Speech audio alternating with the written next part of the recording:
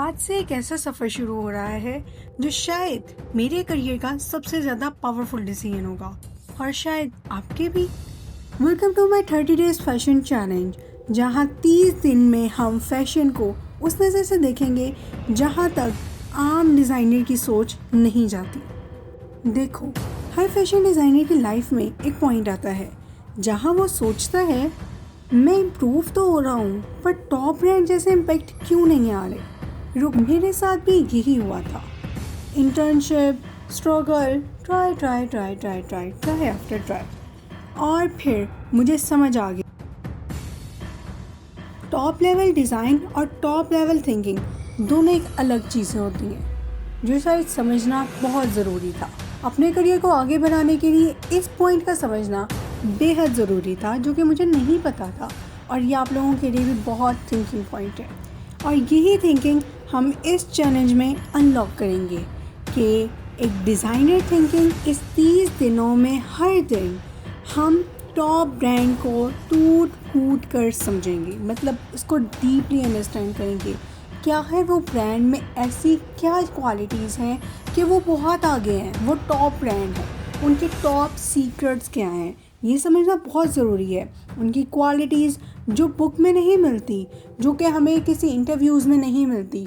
बहुत से इंटरव्यूज़ देते हैं आके बहुत बड़े, जैसे मारिया बी का इंटरव्यू देख लें, अगर आप लोग यहाँ पे HSY का इंटरव्यू देख लें, मैं पाकिस्तानी टॉप ब्रांड की बात कर रही हूँ। अगर इंटरनेशनली देखें तो ज़ारा का देख लें, आप लोग यहाँ पे शनैल का देख सकते हैं, आप लोग यहाँ पे मतलब डिफरेंट इंडियोर का देख लें। ओके, तो इन ब्रांड्स के अगर आप इंटरव्यू देखें तो उनमें भी आकर वो अपने टॉप सीक्रेट नहीं बताते। जहाँ पे आकर हमें मेन प्रॉब्लम आती है, एक्चुअली वही चीज़ बीच में से मिस कर दी जाती है। मतलब ऐसा क्यों होता है? अगर आप बुक में भी देखेंगे, आप किसी के इंटरव्यू सुनेंगे, तो जहाँ पे हमें लगता है कि ये चीज़ हमसे नहीं हो रही, और वही चीज़ वो लोग नहीं बताते, क्योंकि वो एक टॉप सीक्रेट होता है। और कोई भी अपना टॉप सीक्रेट ईजीली किसी के साथ शेयर नहीं करता, और ये वो मिस्टेक्स होती हैं जो कि हर कोई एक दूसरे के साथ शेयर नहीं करता। सो उनकी वही मिस्टेक्स जो वो एक दूसरे को मतलब अपनी इंटरव्यूज़ में नहीं बताते, हम उन्हीं मिस्टेक के ऊपर काम करेंगे ताकि हम उनके लेवल में जाकर सीख सकें कि कैसे उन लोगों ने अपने आप को एक टॉप ब्रांड बनाया। इन 30 डेज़ के बाद आप एक डिज़ाइनर ही नहीं बल्कि एक डिज़ाइनर बिजनेस माइंड लेकर यहाँ से निकलोगे। लेकिन उसके लिए आपको एक काम करना पड़ेगा, मेरे चैनल को सब्सक्राइब करना पड़ेगा ताकि आप मेरी सारी वीडियोस देख सकें, कोई भी वीडियो आपसे मिस ना हो सके, कोई भी वीडियो आप छोड़ ना सको। सो अब आते हैं सबसे मेन पॉइंट के ऊपर। फैशन सिर्फ एक सूट, कुर्ता, लहंगा नहीं होता, ठीक है, जो कि हमें लगता है शायद ये डिज़ाइन लहंगा बना लिया, सूट बना लिया, कुर्ता बना लिया, ये फैशन नहीं है, ठीक है। और अब यहाँ पे शुरू होती है एक मोस्ट इम्पॉर्टेंट बात। फैशन एक लैंग्वेज है। ये ऐसी लैंग्वेज है कि हर ब्रांड की अपनी लैंग्वेज, अपना कॉन्सेप्ट, अपनी टोन और अपना एटीट्यूड होता है। आप कभी किसी भी ब्रांड के ऊपर गौर करें तो हर ब्रांड आपको अलग अलग वेज़ में सोचता हुआ नज़र आएगा, अलग अलग मतलब बातें होंगी। ये बड़ी कॉन्सेप्ट क्लियर करने वाली बात है कि हर ब्रांड की अपना अपना उसका एटीट्यूड होता है, उसकी अपनी टोन होती है।